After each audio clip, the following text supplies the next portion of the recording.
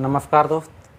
आइए, कल हमने देखा था, कल का जो हमने वीडियो दिया था उसमें था कि लास्ट में न्यूक्लिक एसिड को पढ़ाया था और हमने कहा था कि न्यूक्लिक एसिड दो तरह का होता है, एक डायऑक्सीराइबोज और एक राइबोज। ठीक है, दोनों को समझते हैं। एक को डीएनए बोलते हैं, एक को आरएनए बोलते हैं। इसका कभी कभी फुल फॉर्म पूछ लेता है जनरल का एग्जाम में, तो ध्यान में रखेंगे। इसमें सिर्फ डायऑक्सी लग जाता है। ये राइबो और राइबोज जो मर्जी है लिख सकते हैं, इसको भी राइबोज लिख दीजिएगा तो गलती नहीं होगा, दोनों देता है। ठीक है ना, डायऑक्सीराइबोज न्यूक्लिक एसिड या डायऑक्सीराइबो न्यूक्लिक एसिड, और इसको राइबोज न्यूक्लिक एसिड। ठीक है, देखिए डीएनए जो होता है ये इंपॉर्टेंट फैक्ट है कि न्यूक्लियस में पाया जाता है। ये बात हमने देखा, न्यूक्लियस में क्रोमोसोम और क्रोमोसोम के अंदर डीएनए पाया जाता है। लेकिन न्यूक्लियस के अलावा ये माइटोकॉन्ड्रिया और क्लोरोप्लास्ट में भी पाया जाता है। क्लोरोप्लास्ट तो केवल पेड़ पौधे में पाया जाता है, लेकिन माइटोकॉन्ड्रिया पेड़ पौधे में भी पाया जाता है और मानव में भी पाया जाता है, जंतुओं में भी पाया जाता है। तो न्यूक्लियस, माइटोकॉन्ड्रिया और क्लोरोप्लास्ट में डीएनए पाया जाता है। ठीक है, पॉलीन्यूक्लियोटाइड, देखिए इसका जो छोटा छोटा पार्ट होता है, जैसे देखिए डीएनए के अंदर जीन होता है तो इसको जीन कहते हैं। डीएनए जो है इस टाइप से बना होता है, इसके एक पार्ट को, जो ये पार्ट देख रहे हैं, इसको जीन कहा जाता है, इसको जीन कहते हैं। और जीन के अंदर जो छोटा छोटा पार्टीशन किया हुआ रहता है, इसको न्यूक्लियोटाइड कहते हैं। तो ऐसा बहुत सारा न्यूक्लियोटाइड मिल करके एक जीन बनाता है और एक बहुत सारे जीन मिल करके एक डीएनए बनाते हैं। तो सीधा सीधी बात करते हैं कि किसका बहुत सारा रेप्लिकेशन बना है, कौन बहुत बार रिपीट हुआ है तब डीएनए बना है, तो न्यूक्लियोटाइड। तो इसीलिए इसको पॉलीन्यूक्लियोटाइड बोलते हैं। ठीक है, डीएनए को पॉलीन्यूक्लियोटाइड भी बोलते हैं, ध्यान में रखेंगे ये बात। अब ये जो एक जीन है, जो एक हेलिक्स होता है, जो एक फेरा होता है डीएनए का, एक टर्न होता है, इसका लेंथ 34 एंगस्ट्रम का होता है, 34 एंगस्ट्रम। ठीक है, जानते होंगे एंगस्ट्रम 10⁻⁻10 मीटर। तो 34 एंगस्ट्रम एक फेरा की लंबाई होती है, मतलब जीन की लंबाई होती है। और एक जीन में 10 न्यूक्लियोटाइड पाए जाते हैं। कितने? 10 न्यूक्लियोटाइड पाए जाते हैं। तो 10 न्यूक्लियोटाइड बराबर, अगर 34 एंगस्ट्रम है तो एक न्यूक्लियोटाइड का गैप कितना होगा? 3.4 एंगस्ट्रम। तो क्वेश्चन पूछता है जीन की लंबाई कितनी होती है? 34 एंगस्ट्रम। एक न्यूक्लियोटाइड की लंबाई कितनी होती है? 3.4 एंगस्ट्रम। ठीक है दोस्त, इसको याद करके रखेंगे। अब ये डबल स्टैंडर्ड होता है। डबल स्टैंडर्ड या डबल हेलिक्स कहने का सीधा सीधा मतलब है, ये जो आप लाइन देख रहे हैं कि दोनों तरफ से बंद है, जैसे एक ऐसे बना है, ये दोनों तरफ से बंद है और एक इधर से बना के छोड़ दिए ऐसे खोपचा जैसा, तो ये एक ही तरफ से बंद है। तो ये कैसा होता है? ये डबल स्टैंडर्ड होता है, डबल हेलिक्स होता है। ठीक है, तो ये डबल हेलिक्स होता है। तो इसका खोज, ये पहली बार डबल हेलिक्स होता है, ऐसा किसने देखा, किसने कहा कि ये डबल स्टैंडर्ड या डबल हेलिक्स होता है? तो इस बात को सबसे पहले वाटसन एंड क्रिक ने देखा। देखिए याद कैसे रखेंगे, डबल मतलब दोनों तरफ। तो क्रिकेट खेलते हैं तो क्रिकेट में एक ऑलराउंडर होता है, जिनको क्रिकेट के बारे में पता है उनको पता होगा, एक ऑलराउंडर होता है। और अपने ज़माने का बेस्ट ऑलराउंडर कौन थे? वाटसन। तो वाटसन ही डबल टाइप के थे, तो उन्होंने ही डबल हेलिक्स की खोज की। उन्होंने नहीं की, बस याद रखने के लिए उनका नाम से याद रखेंगे, वाटसन। और वो खेलते क्या थे? क्रिकेट। तो Watson and Crick, Watson and Crick ने डीएनए के डबल हेलिक्स होने का प्रमाण दिया था। ठीक है, अच्छा ये कल ही पढ़ चुके हैं। एडेनिन और थायमिन, ये नाइट्रोजन बेस हैं, क्षार हैं ये। एडेनिन और थायमिन के बीच में डबल बॉन्ड, गुआनिन और साइटोसिन के बीच में ट्रिपल बॉन्ड। ठीक है, ये जो आप देख रहे हैं एडेनिन और गुआनिन, ये प्यूरिन के अंदर आता है और ये पाइरिडमिन के अंदर आता है। अगर आप थोड़ा सा डिटेल पढ़े होंगे तो, मतलब जो कल पढ़ा थे वो याद होगा तो ध्यान में आ रहा होगा। आरएनए की बात करते हैं तो राइबोज न्यूक्लिक एसिड इसका पूरा नाम होता है। ये प्रोटीन का निर्माण करता है। आरएनए का मेन काम है प्रोटीन को बनाना। प्रोटीन जो हमारा शरीर में बनता है वो बनाने का मेन कार्य आरएनए को है। ठीक है, अच्छा जो प्रोटीन बनता है वो प्रोटीन अमीनो अम्ल का बना होता है। एक्चुअली में 20 अमीनो अम्ल जब एक साथ मिलते हैं तो प्रोटीन का निर्माण होता है। अच्छा 20 अमीनो अम्ल में हम पूरा का पूरा बाहर से ही नहीं खाते हैं, तब तो कुछ जिस दिन खाना नहीं खाएंगे प्रोटीन बनेगा ही नहीं। तो 10 जो अमीनो अम्ल है वो हमारा शरीर खुद बना लेता है, खुद संश्लेषित कर लेता है 10 अमीनो अम्ल। और 10 अमीनो अम्ल हमें खाना के द्वारा मिलता है, बाहरी सोर्स से लेते हैं। अच्छा अब ये जो आरएनए पाया जाता है इसके 3 टाइप होता है, mRNA, tRNA, rRNA. M for messenger RNA, T for transfer RNA, R for ribosome RNA. देखिए अब इसको थोड़ा समझते हैं। जो हम लोग खाना खाते हैं तो 10 अमीनो अम्ल की हमें ज़रूरत है, तो कौन सी 10 अमीनो अम्ल की हमें आवश्यकता है ये तो पता नहीं है हमें। तो खाना खाते हैं तो कुछ भी खा लेते हैं, तो किसी में 10 से ज़्यादा भी अमीनो अम्ल रहते होंगे, किसी में पूरा 20 का 20 अमीनो अम्ल रहता होगा। तो पूरा अमीनो अम्ल को शरीर क्यों लेगा? मतलब पूरा अमीनो अम्ल अगर ले जाके आप दे दीजिएगा किसी भी आरएनए को और बोलिएगा कि आप प्रोटीन बनाइए, तो कैसे बनाएगा? क्योंकि 10 तो पहले से मौजूद था, ओवरडोज हो जाएगा। तो इसको पहचानने का काम, मैसेज देने का काम मैसेंजर आरएनए करता है कि किस किस आरएनए की आवश्यकता है। जब छोटी आंत से खाना का अवशोषण होता है तो सारा अमीनो अम्ल होता है, तो दौड़ के वहाँ पे एमआरएनए पहुँचता है और देखता है कि कौन सा अमीनो अम्ल हमारा काम का है। तो आवश्यक अमीनो अम्ल की पहचान करता है एमआरएनए, मैसेज देता है मतलब, और उसको एक क्रम में सजा देता है, ठीक है ना, जिस क्रम में चाहिए होता है उस क्रम में सजा देता है वो। तो अमीनो अम्ल की पहचान करना और क्रम में सजाना, ये काम एमआरएनए का है। अच्छा, सजा दिया तो कोई फैक्ट्री तक तो लाएगा ना, ये रॉ मटेरियल है, समझिए एक तरह से कच्चा माल है ये, तो कच्चा माल को कोई फैक्ट्री तक लाएगा, गाड़ी ट्रक का काम करेगा, तो इसके लिए ट्रांसफर आरएनए है, टीआरएनए, ट्रांसफर कर देता है ये। टीआरएनए जो अमीनो अम्ल, ये 10 अमीनो अम्ल जिसको एमआरएनए सजाया था, उसको अमीनो अम्ल को परिवहन कर देता है और परिवहन करके ये आरएनए तक पहुंचा देता है, आरएनए तक पहुंचाता है, ठीक है। अब आरएनए क्या होता है? इसका नाम ही है राइबोसोम आरएनए। और आपको हमने बताया था पहले कि जो हमने बताया था कि हमारा शरीर में एंडोप्लाज्मिक रेटिकुलम पाया जाता है, जो कोशिका के अंदर पाए जाते हैं। और एंडोप्लाज्मिक रेटिकुलम 2 भाग में होते हैं, एक स्मूथ एंडोप्लाज्मिक रेटिकुलम और एक रफ। तो स्मूथ एंडोप्लाज्मिक रेटिकुलम पे बफा और कार्बोहाइड्रेट का निर्माण होता है, जबकि रफ वाले पे राइबोसोम पाए जाते हैं, जिस कारण प्रोटीन का निर्माण होता है। इसको अगर और अच्छे से समझना है तो प्रीवियस वीडियो पे जाइए, आपको लिंक तो नहीं डिस्क्रिप्शन में डाला हुआ है, लेकिन प्ले लिस्ट पे मिल जाएगी वीडियो, ठीक है ना। तो आरएनए जो है ये राइबोसोम आरएनए होती है और ये प्रोटीन का निर्माण करती है। राइबोसोम जहाँ भी दिखे तो वो प्रोटीन का निर्माण करती है। फिर से देखिएगा, एमआरएनए मैसेज देती है कि कौन कौन चाहिए, टीआरएनए ट्रांसफर कर देती है और आरएनए जो राइबोसोम आरएनए है ये प्रोटीन को बना देती है। अच्छा, इसमें एक चीज़ छूट गया है, जैसे ये डबल हेलिक्स था, ये सिंगल स्टैंडर्ड होते हैं, ये सिंगल स्टैंडर्ड होते हैं, ठीक है। जहाँ पे डीएनए डबल स्टैंडर्ड था, आरएनए सिंगल स्टैंडर्ड होता है, ठीक है।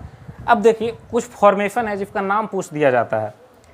तो कभी भी डीएनए से आरएनए बनाते हैं तो ट्रांसक्रिप्शन कहलाता है, इसको ट्रांसक्रिप्शन कहते हैं। हिंदी में भी ऐसे ही लिखता है, इसको ध्यान में रखेंगे, ट्रांसक्रिप्शन। तो जब भी डीएनए से आरएनए बनाएंगे तो उसको ट्रांसक्रिप्शन कहेंगे। अच्छा, उल्टा बनाएंगे तो रिवर्स ट्रांसक्रिप्शन। तो डीएनए से आरएनए ट्रांसक्रिप्शन, आरएनए से डीएनए रिवर्स ट्रांसक्रिप्शन, ओके। और जब आरएनए से प्रोटीन बनाते हैं तो इसको ट्रांसलेशन कहते हैं। किसी चीज़ का संश्लेषण कर दिए, निर्माण कर दिए, उसको ट्रांसलेशन कहा जाता है। आरएनए अगर किसी प्रोटीन का निर्माण कर दिए तो ट्रांसलेशन, डीएनए से आरएनए बनता है तो ट्रांसक्रिप्शन, आरएनए से डीएनए बनता है तो रिवर्स ट्रांसक्रिप्शन। और आरएनए से ही बहुत सारा आरएनए बन गया तो मेरे दोस्त एक ही का फोटोकॉपी बहुत सारा हो जाता है ना, तो उसको रेप्लिकेशन बोलते हैं। रेप्लिका फॉर्म में, मतलब बहुत सारा फोटोकॉपी हो गया तो उस प्रोसेस को रेप्लिकेशन बोलते हैं। आई होप कि आपको क्लियर हो रहा होगा। रेप्लिकेशन खुद ही रिपीट हो जाता है, transcription DNA to RNA, reverse transcription RNA to DNA, translation RNA to protein. अब देखिए, प्रॉब्लम यह है कि हमारे पास जो भी मशीन्स है वो सिंगल स्टैंडर्ड को नहीं पहचानती है। जो भी इक्विपमेंट है मेडिकल में वो ज़्यादातर डीएनए को पहचानती है, डबल स्टैंडर्ड को। तो हम क्या करते हैं, किसी बीमारी की पता लगाते हैं कि क्या डीएनए में कोई बीमारी हो रही है, कोई प्रॉब्लम हो रही है, तो हम आरएनए को नहीं चेक कर पाते, हम किसको चेक करते हैं, डीएनए को। अगर हमारा सैंपल में आरएनए आता है तो उसको पहले हम जोड़ जाड़ के डीएनए बनाते हैं। तो आरएनए को डीएनए बदलने के लिए रिवर्स ट्रांसक्रिप्शन करना पड़ता होगा। और आपको एक बात पता है, जो भी छोटे छोटे जीव होते हैं ना, जैसे विषाणु वगैरह, तो आपको पहले भी बता चुका, उसमें कोशिका नहीं होती है, तो ये डीएनए कहाँ से पाया जाएगा? उसमें थोड़ा बहुत प्रोटीन होता है, और जहाँ प्रोटीन दिखेगा वहाँ क्या होगा, आरएनए। तो जो विषाणु वगैरह होते हैं, जो वायरस होते हैं, उसमें जनरली आरएनए पाया जाता है, वो भी 70F वाला। डीएनए तो होता ही नहीं है। तो क्या उसको हमारा मशीन पहचान पाएगा? अच्छे से नहीं पहचान पाता है। तो सबसे पहले उसको क्या चीज़ में बदलना होता है, डीएनए में। तो डीएनए में बदलने के लिए रिवर्स ट्रांसक्रिप्शन कहलाता है। इसीलिए जो कोरोना का टेस्ट होता है उसको RT-PCR कहते हैं। उसको कुछ लोग रियल टाइम करके, मतलब फुल फॉर्म लिखते हैं, रियल टाइम नहीं मेरे दोस्त, वो RT का मतलब रिवर्स ट्रांसक्रिप्शन होता है। ठीक है, ठीक है। आइए समझते हैं अभी प्रीकैरियोटिक और यूकैरियोटिक कोशिका के बारे में। ये डीएनए आरएनए समाप्त हो गया।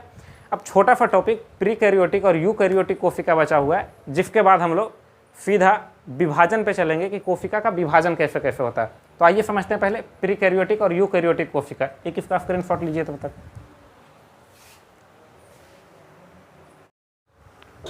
कोशिका को जनरली दो पार्ट में पढ़ते हैं, एक यूकैरियोटिक और एक प्रोकैरियोटिक। देखिए बहुत डीप इस पे नहीं देखना है, बस छोटा सा ओवरव्यू देखना है, इसी से आपका काम हो जाएगा। ठीक है, प्रो को प्री के जैसा याद रखेंगे। प्री मतलब क्या होता है? पहले। तो ऐसे ही प्रोकैरियोटिक और यूकैरियोटिक। तो प्रो मतलब पहले वाला, तो पहले वाला कम विकसित होता है, तो वो अविकसित कोशिका होता है, उसमें सारा अंग ही नहीं पाया जाता है। सारा अंग का क्या बात करें, एक बाहर में ऐसे दीवार पाया जाता है जिसको कोशिका झिल्ली बोलते हैं। ठीक है, तो एक बाहर में दीवार पाया जाएगा, कोशिका भित्ति नहीं, झिल्ली। ठीक है, भित्ति वाला नहीं। एक तो ये पाया जाता है, एक इसमें थोड़ा बहुत राइबोसोम पाया जाता है जो प्रोटीन का निर्माण कर देता है। ठीक है, कुछ राइबोसोम पाया जाता है, वो भी 70F वाला। 70F हल्का होता है, पूरा विकसित भी नहीं होता है। ठीक है ना, और F फॉर सेडिमेंटेशन कोएफिशिएंट पढ़ चुके हम लोग। तो केवल इतना ही अंग पाया जाता है। अब देखिए प्रॉब्लम यही है, पहले थोड़ा इसको समझ लेते हैं। अब यूकैरियोटिक की बात करते हैं, तो इसकी कोशिका विकसित होती है, इसमें 80F राइबोसोम पाया जाता है, भारी भी होता है ये पूर्ण विकसित होता है, ये जंतु और पादप में पाया जाता है, और ये जनरली बायरफ में पाया जाता है। देखिए बायरफ के साथ यही प्रॉब्लम है कि कोशिका के पास कुछ है ही नहीं, ना माइटोकॉन्ड्रिया है, ना लाइसोसोम है, ना केंद्रक है, तो आप मारेंगे किसको? इसीलिए जीवाणु से अगर कोई बीमारी होता है तो उसमें यूकैरियोटिक कोशिका रहता है। जो विकसित जीवाणु होते हैं उसमें यूकैरियोटिक कोशिका पाया जाता है। तो जीवाणु से जो बीमारी होता है उसका इलाज हो जाता है। और जीवाणु की बीमारी का इलाज कैसे करते हैं? एंटीबायोटिक के द्वारा। कभी भी जीवाणु से अगर कोई बीमारी होता है तो सीधा उसको एंटीबायोटिक दे दिया जाता है। लेकिन विषाणु से अगर कोई बीमारी होता है तो केवल लक्षणों का उपचार होता है, इसका कोई उपचार नहीं है। जैसे कोरोना ही था, विषाणु से था, वायरस के कारण था, तो कोई उपचार नहीं था। इसका मेन प्रॉब्लम यही होता है कि सफरा हम कोशिका को ही मारेंगे ना। फ्लाइडेन एंड फान के अनुसार हमारा शरीर पूरा कोशिका से बना हुआ है, तो हम मारेंगे किसको? अल्टीमेटली कोशिका को। किस कोशिका को मारिएगा? अब जैसे हमारा शरीर बना हुआ है ऐसे ही किसी का भी शरीर बना हुआ है, विषाणु हो, जीवाणु हो, पादप हो। तो हमारे शरीर में विषाणु घुसता है तो उसमें कोशिका अच्छा खासा डेवलप होता है, तो हम उसको मार देते हैं एंटीबायोटिक से। सॉरी, जीवाणु घुसता है तब। लेकिन हमारे शरीर में अगर विषाणु घुस गया, वायरस घुस गया, तो इसमें तो कोशिका ही प्रोकैरियोटिक वाला है, कोशिका में ही कोई अंग नहीं है। किसको मारिएगा? माइटोकॉन्ड्रिया है ही नहीं, लाइसोसोम है ही नहीं, केंद्रक नहीं है, क्रोमोसोम नहीं है, सेंट्रोसोम नहीं है क्या? इसमें कुछ भी नहीं है। और देखिए अब दिक्कत क्या होता है, अब ये जैसे ही शरीर के अंदर जाता है तो इसमें एक चीज़ है राइबोसोम, और राइबोसोम कुछ और थोड़े ना है, ये एक फोटोकॉपी की मशीन है। ये किसी चीज़ पे चढ़ा फटाफट फोटोकॉपी निकाल देगा, क्योंकि इसका काम क्या है? प्रोटीन का निर्माण करना। तो राइबोसोम जैसे ही हमारा शरीर में जाता है इसको पर्याप्त अमीनो अम्ल मिल जाता है, और आपको पता है जैसे ही 20 अमीनो अम्ल मिलेगा उसको पर्याप्त वाला फटाफट रेप्लिकेशन कर देगा। तो हमारा शरीर में mRNA, rRNA, tRNA तीनों पाया जाता है। तो इनकी परिस्थिति में इसको वो सारे अमीनो अम्ल मिल जाता है जिससे ये अपना फोटोकॉपी तैयार कर सकता है। जैसे ही इस राइबोसोम को अमीनो अम्ल मिलता है ये फटाफट अपना फोटोकॉपी तैयार कर देता है। बाहर में एक विषाणु रहता है, आपका शरीर में घुस गया तो कई सारा विषाणु बना देता है। कई सारा विषाणु नहीं, ऐसे ही लोग सफरा बढ़ता है ना कि 1 सेकंड में 1 लाख ऐसे। आप देख रहे होंगे कोरोना को, साइज भी बहुत छोटा है, कोई काम का है ही नहीं। तो मारने में मेन तकलीफ इसीलिए होती है। क्वेश्चन पूछता है कि विषाणु को मारना जीवाणु की अपेक्षा मुश्किल होता है, ऐसा क्यों है? उसको क्या मारना, जो मरा ही है। इसमें कुछ है ही नहीं। जिंदा किसको कहते हैं? जिंदा का मतलब होता है शोषण करना। अरे चौथा पांचवा में पढ़ते हैं ना, जीवित का मतलब क्या होता है? एक लक्षण होता है शोषण, प्रजनन। देखिए मानव शरीर में प्रजनन करता है, बाहर तो इसको कोई मतलब नहीं पड़ा हुआ है। शोषण, माइटोकॉन्ड्रिया ही नहीं, काहे का शोषण? कैसा शोषण? शोषण करेगा ही नहीं, मतलब ये कुछ काम करता ही नहीं है, तो इसीलिए इसको माना जाता है ये जीवित है ही नहीं। तो जीवित और मृत्यु के बीच, मतलब निर्जीव और सजीव के बीच एक कड़ी किसको माना जाता है? विषाणु को। इसीलिए क्योंकि ये बाहर मृत्यु की अवस्था में, मृत की अवस्था में, और जब शरीर में गया तो जीवित की अवस्था में है। ठीक है, तो आज का क्लास यहीं तक रोकते हैं। आप लोग समझ चुके हैं सारा कुछ। अब हमें इस चैप्टर के अंतर्गत केवल और केवल कोशिका का विभाजन पढ़ना है। इसके अंदर देखेंगे समसूत्री विभाजन, अर्धसूत्री विभाजन और सूत्री विभाजन। ये तीनों विभाजन को जैसे ही पढ़ेंगे ये चैप्टर फिनिश हो जाएगा। और इस पर महज एक वीडियो आएगी, 20 से 25 मिनट का लेक्चर काफ़ी होगी इस लेक्चर को समाप्त करने के लिए। उम्मीद करते हैं आप लोग खुश होंगे लेक्चर देख के। देखिए, समझिए और याद करते चलिए, क्योंकि 12 दिसंबर को अपना पेपर भी होने वाला है बीपीएससी का। नोटिफिकेशन भी आ गया है। हम लोग मन तन से भिड़ जाते हैं, एकदम तैयारी को तेज़ रफ्तार से बढ़ाइए और जितना आगे निकलिए उतना बेहतर रहेगा, क्योंकि कंपटीशन बहुत टफ होते जा रही है। ठीक है, आज यहीं रुकते हैं। अच्छा लगे सब्सक्राइब कीजिएगा, लाइक कीजिएगा, शेयर कीजिएगा। धन्यवाद।